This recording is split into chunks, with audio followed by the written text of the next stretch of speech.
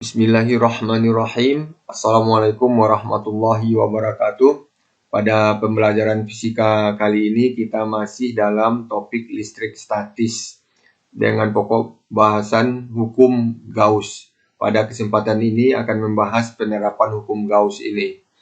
Untuk membahas penerapan hukum Gauss tentu kita harus mengingat materi sebelumnya, yaitu terkait dengan hukum Gauss itu sendiri, di mana flux yang timbul sebanding dengan muatan. Maka V sama dengan Q per epsilon 0. Jumlah garis gaya per satuan luas atau flux per satuan luas itu menyatakan kerapatan flux ini yang merupakan kuat medan listrik, sehingga E sama dengan V per A. Penerapan hukum Gauss itu untuk menentukan kuat medan listrik. Kuat medan listrik yang akan kita bahas yaitu kuat medan listrik yang pertama kali ini antara dua keping konduktor sejajar. Ini dua buah keping konduktor sejajar yang identik, luasnya masing-masing sama-sama A. Kemudian supaya antara dua keping ini ada kuat medan listrik, maka keping ini dihubungkan, diberi sumber tegangan atau diberi sumber beda potensial, diberi baterai seperti ini. Sehingga elektron pada keping sebelah kiri akan tertarik ke kutub positif baterai, dan elektron akan masuk ke keping sebelah kanan. Sehingga keping sebelah kiri akan bermuatan positif, keping sebelah kanan akan bermuatan negatif. Seperti ini plus Q, ini min Q. Jadi besar muatan di sebelah kiri sama dengan besar muatan di sebelah kanan. Misalnya ini plus 5 coulomb, ini min 5 coulomb. Jadi sama-sama 5 coulomb besar muatannya. Cuman satu positif, jenisnya satu negatif. Muatan positif dengan positif itu tolak menolak, maka muatan positif di keping sebelah kiri ini akan tersebar merata. Demikian pula muatan negatif di keping sebelah kanan itu akan tersebar merata. Sehingga medan listrik yang timbul antara keping kiri dan kanan itu akan merata pula. Ini medan listrik. Medan listrik ini nantinya medan listrik itu yang akan kita cari menggunakan hukum Gauss. Karena medan listrik ini tersebar merata, maka medan listriknya disebut dengan medan listrik yang homogen. Kita sederhanakan saja gambar kita seperti ini. Maka ada muatan tersebar pada keping yang luasnya A. Ada jumlah muatan, ada luas A, maka ada istilah baru namanya rapat muatan. Sama dengan rapat flux. Rapat flux kemarin jumlah flux per satuan luas. Ada rapat penduduk atau kepadatan penduduk, jumlah penduduk per satuan luas kemarin. Kalau rapat flux yang lambangnya sigma, ini dibaca sigma ya, ini sigma. Tentu jumlah rapat muatan tentu jumlah muatan per satuan luas. Banyaknya muatan tiap satuan luas. Maka tau itu sama dengan muatan Q tiap per luas itu A. Maka sigma ya, bukan tau ya. Sigma itu Q per A. Kemudian kita sudah bahas E itu V per A dan sigma itu Q per epsilon 0. Maka persamaan ini dapat digabungkan menjadi V diganti dengan Q per epsilon 0, maka E sama dengan Q per epsilon 0 kali A. Seperti ini. Mungkin Q per A itu disebut sigma. Maka E sama dengan sigma per epsilon 0 seperti ini. Kemudian perlu ditegaskan bahwasanya A itu adalah luas bidang ini, luas keping. Maka di sini adalah A ini luas keping. Jadi beda dengan yang kemarin. Kemarin A itu luas selimut bola.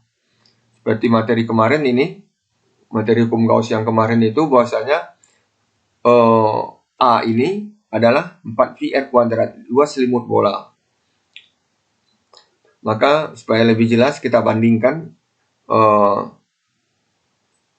ini. Kalau A ini luas keping. Kalau A yang ini ada luas selimut bola. Persamaannya sama-sama E sama dengan Q epsilon 0 per A. Ini juga E sama dengan Q per epsilon 0 per A. Bentuknya sama. tapi maknanya berbeda, itu yang harus hati-hati. Jadi secara umum nanti yang jelas ini adalah luas bidang yang ditembus oleh medan listrik yang tegak lurus. Ini juga medannya menembus bidang lingkaran secara tegak lurus. Setiap medan listrik ini atau garis gaya ini, garis medan listrik ini menembus bidang tegak lurus ini sama-sama. Jadi ini dapat diambil definisi umum, yaitu A itu adalah luas bidang yang ditembus oleh garis medan secara tegak lurus atau oleh medan listrik secara tegak lurus. Jadi tidak hanya luas selimut bola aja, luas permukaan bola saja. Kemudian kita lanjutkan dengan contoh soal ini.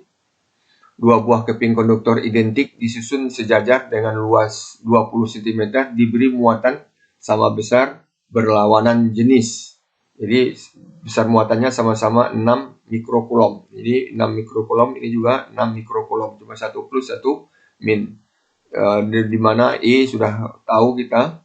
Kemudian tentukan rapat muatan pada masing-masing keping, kuat medan listrik antara dua keping, gaya yang dialami oleh muatan 2 mikrokulom yang diletakkan di antara dua keping. Jadi kalau ada muatan di sini diletakkan, dia akan dapat gaya berapa gayanya. Kemudian kita jawab aja langsung karena ini tidak sulit. Maka sigma itu Q per A. Q-nya 6 kali 10 pangkat min 6 mikro jadi 10 pangkat min 6 kulom. Luasnya 20 cm kuadrat itu menjadi 20 kali 10 pangkat min 4 meter kuadrat. Maka didapatkan 6 bagi 2 itu 3. 3 kali 10 pangkat min 3 jadinya. Kulom per meter kuadrat. Rapat muatannya. Kemudian kuat medan listriknya E sudah tahu kita, sigmanya sudah dapat, bagi aja epsilon 0. Jadi E sigma per epsilon 0, sehingga didapatkan sigmanya 3 kali 10 pangkat min 3 ini bagi 1 per 36 V kali 10 pangkat 9 kulom kuadrat per newton meter kuadrat. Maka ini dibalikkan aja jadi 3 kali 36 jadi 108 V kali 10 pangkat min 9 dengan min 6 dikalikan jadi min 3 jadi min 6 newton per kulom, atau 1,08 V kali 10 pangkat 8 newton per kulom. Kemudian yang C gaya. Kemudian kita udah bahas bahwasanya kalau muatan berada dalam medan listrik dia akan dapat gaya F sama dengan Q kali E itu sendiri. Jadi F sama dengan Q kali E kalikan. Jadi 2 kali 10 pangkat min 6 Q-nya dikali dengan 1,6 V kali 10 pangkat 8 ini V ini. Newton per kulom. Jadi dapat 216 V Newton. Kulomnya habis ini. Kemudian kita lanjutkan dengan pembahasan penerapan hukum Gauss untuk bola konduktor yang B-nya. Jadi sama dengan yang tadi yang harus dipahami. Kemudian bola konduktor berongga bermuatan Q. Jadi ini diberi muatan. Kalau ada dua muatan, ada dalam bola yang akan kita bahas. Kemudian pada kulit bola. Kemudian di luar bola. Kuat medan listrik yang akan kita hitung, akan kita cari besarnya. Kemudian kalau ada dua muatan yang ada di bola ini, maka dua muatan itu akan tersebar merata. Maka dia akan saling berjauhan. Kalau 4 tentu kiri kanan dan atas bawah. Kalau 3 ya tersebar bagi 3 dan seterusnya. Kemudian jadi muatan di sini tersebar merata. Jaraknya satu sama lain sama besar jaraknya. Kemudian untuk menentukan kuat medan listrik di dalam bola ini, kita bikin bidang Gauss-nya. Ini sebetulnya bukan lingkaran, bidang. Ini sebetulnya bukan lingkaran tapi bola ya. Jadi bidang Gauss-nya berupa bola juga yang dengan jari-jari R kecil ini. Ini bidang Gauss-nya. Kemudian di mana R kecil itu kecil dari jari-jari bola, R besar itu jari-jari bola ya. Kita lihat luas bidang Gauss-nya A sama dengan V4VR kuadrat, merupakan luas bola. Luas dari bidang Gauss yang jari-jarinya R kecil. Kemudian kalau kita lihat medan listrik di dalam bidang Gauss ini, sesuai dengan hukum Gauss itu, ada enggak muatan yang ada di dalam bidang Gauss ini? Karena V itu sebanding dengan Q. Kalau ada muatan dalam bidang Gauss itu tentu ada V-nya. Kalau tidak ada muatan tentu V-nya juga nggak ada. Sekarang kita lihat di sini tidak ada muatan yang dilingkupi yang termasuk ke dalam bidang Gauss ini. Tentu Q-nya tidak ada. Kalau Q tidak ada tentu V-nya juga 0. Ini. Jadi fluknya 0. Kalau fluknya 0, tentu E dalam bidang bola ini juga 0. Jadi kuat medan listrik dalam bidang bola itu adalah 0. Kemudian kalau di kulit bola, kita bikin juga bidang Gauss-nya di kulit bola. Jadi kulit bola ini ada bermuatan yang tersebar merata seperti tadi. Ini bidang Gauss-nya. Kemudian kita lihat semua muatan yang ada di kulit bola ini dilingkupi oleh bidang Gauss. Berarti Q-nya semuanya dilingkupi oleh bidang Gauss ini. Maka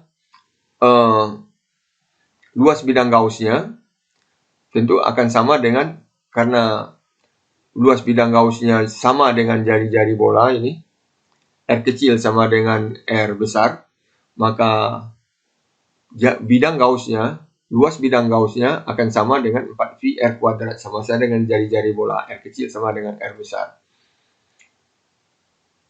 Sehingga dari gambar terlihat seluruh muatan Q dalam bidang Gauss, ada di dalam bidang Gauss itu maksudnya. Maka V-nya, jumlah fluk yang ada di sini, tentu sebanding dengan V itu sebanding dengan Q per epsilon 0. Maka tentu V-nya boleh diganti dengan Q per epsilon 0. Maka E akan sama dengan Q per epsilon 0 kali A. A-nya ini diganti dengan 4VR kuadrat. Jadi 4VR kuadrat itu adalah ganti dari A. Maka didapatkan E-nya akan sama dengan Q per 4V epsilon 0 R kuadrat. Atau 1 per 4V epsilon 0 itu disebut K. Jadi E sama dengan K Q per R kuadrat. R besar ya. Jari-jari bola. Sama dengan jari-jari bola aja. Kemudian kita lihat kuat medan listrik di luar bola. Ini bolanya bermuatan. Kuat medan listrik di luar bola ini berapa? Misalnya kita mencari kuat medan listrik di titik ini yang jaraknya R kecil dari pusat bola, yang besar dari R besar, dari R yang kapital, R kecilnya besar dari R kapital ini, jari-jari bola. Maka bidang Gauss-nya tentu sama dengan 4V R kecil kuadrat, jari-jari bidang Gauss, jari-jari bola dari bidang Gauss itu sendiri. Maka semua muatan dilingkupi oleh bidang Gauss itu. Maka V-nya akan sama Q per epsilon 0 seperti tadi juga. Jadi sama, jumlah fluknya sama yang dilingkupi. Karena jumlah muatan yang dilingkupi oleh bidang Gauss-nya sama, cuma bedanya luas bidangnya saja lagi. Kalau tadi luas bidangnya 4VR kuadrat, kalau sekarang ini luas bidangnya 4VR kuadrat R kecil. R kecil. Maka E-nya, tentu V-nya V ini boleh diganti dengan Q per epsilon 0. Q per epsilon 0. Maka E sama dengan V per epsilon 0 kali A. A-nya diganti dengan 4VR kecil kuadrat. Maka persamaannya E-nya akan sama dengan Q per 4V epsilon 0 R kecil kuadrat. Jadi ini aja bedanya. Kalau di luar bola R-nya R kecil, kalau ada bola yang jari-jarinya R besar, R kapital, maka R-nya R besar di sini. 1 per 4V epsilon 0 boleh diganti dengan K, maka E-nya sama dengan K Q per R kecil kuadrat. Seperti itu. Jadi ini sedikit aja bedanya dari luas bidang Gauss-nya saja. Kemudian kita bahas grafik antara medan listrik dengan kuat medan listrik dengan pada bola konduktor, yaitu bola itu akan dibandingkan dengan posisi dari titik yang dicari medan listriknya, yaitu R. Jadi kita akan bahas grafik E terhadap R, baik di dalam bola, di kulit bola, ataupun di luar bola. Tadi sudah didapatkan E dalam bola itu 0, E dalam kulit bola itu, di kulit bola itu kaki per R kapital kuadrat, dan kuat medan listrik di luar kulit bola yang berjarak R kecil dari pusat bola, misalnya kuat medan listrik di titik ini atau di luarnya, maka E sama dengan kaki per jarak titik itu ke pusat bola, yaitu R kecil. Jarak titik yang mau dicari kuat medan listriknya di sini misalnya ke pusat bola, yaitu jaraknya R kecil, maka R kecil kuadrat. Jadi kita mau bikin medan listrik, hubungan antara medan listrik E dengan R, maka kita bikin sumbu E dalam Newton per Coulomb terhadap R, jarak titik ke pusat bola dalam meter. Untuk bikin grafik kita bikin tabel ya. Ini tabelnya, tabel R terhadap E. Kalau R-nya 0, kalau R-nya 0 berarti di pusat bola. Kalau R-nya kecil, R kecilnya kecil dari R besar, berarti di dalam pusat bola. Berarti kalau dalam pusat bola, kalau R-nya sama dengan kecil dari R besar, berarti di pusat bola E-nya sama dengan 0. Maka dapatkan kalau R-nya kecil dari R besar, E-nya di sini akan sama dengan 0. Kalau R-nya sama dengan R besar, R kecil sama dengan R besar berarti di kulit bola. Maka E-nya, kalau R-nya sama dengan R besar, itu berarti di kulit bola, maka E-nya akan sama dengan kaki per R besar kuadrat, R kapital kuadrat. Kalau di tempat 2R misalnya, 2R ini,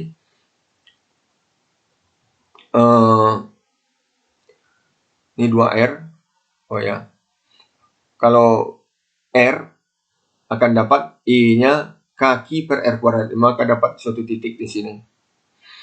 Kemudian kalau 2R, ini 2R, maka akan didapatkan E-nya itu E-nya kaki per R kecil kuadrat, R-nya 2R. Berarti ini 2R dikuadratkan akan menjadi 4R kuadrat, maka dapat E-nya 4R besar kuadratnya, R kapital kuadrat. Maka dapat R-nya, E-nya seperempat kaki per R besar kuadrat. Kalau R-nya tak hingga, bilangan bagi tak hingga tentu akan sama dengan 0. Jadi, kalau kita lihat ulang lagi sekilas, kalau R-nya sama dengan kecil dari R besar, maka E-nya 0, maka didapatkan grafiknya dari pusat bola ke R besar itu sama dengan 0. Ini grafiknya. Kalau R, E-nya sama dengan kaki per R kapital kuadrat tadi, maka dapat posisinya di sini nanti, posisi grafiknya. Kalau 2R jadi seperempat kaki per R kuadrat tadi, maka dapat grafiknya di sini. Dan seterusnya, kalau tak hingga R-nya, R ini tak hingga, maka 0. Untuk bikin grafik itu, R sama dengan tak hingga kan tidak mungkin, maka kita bikin garis sejajar aja di sini, yang menyatakan dua buah garis sejajar, garis merah sejajar dengan sumbu R, maka dua buah garis sejajar, dua buah garis yang tidak berpotongan, atau dua buah garis yang berpotongan di tempat tak hingga, itu artinya. Maka akan didapatkan grafiknya melengkung, jadi bukan garis lurus karena bukan persamaan linear, ini persamaan kuadrat. Demikian pembahasan tentang penerapan hukum Gauss. Ini ada latihan untuk pemantapan materi. Mohon maaf atas segala kekurangan. Wabillahi taufiq wa hidayah. Assalamualaikum warahmatullahi wabarakatuh.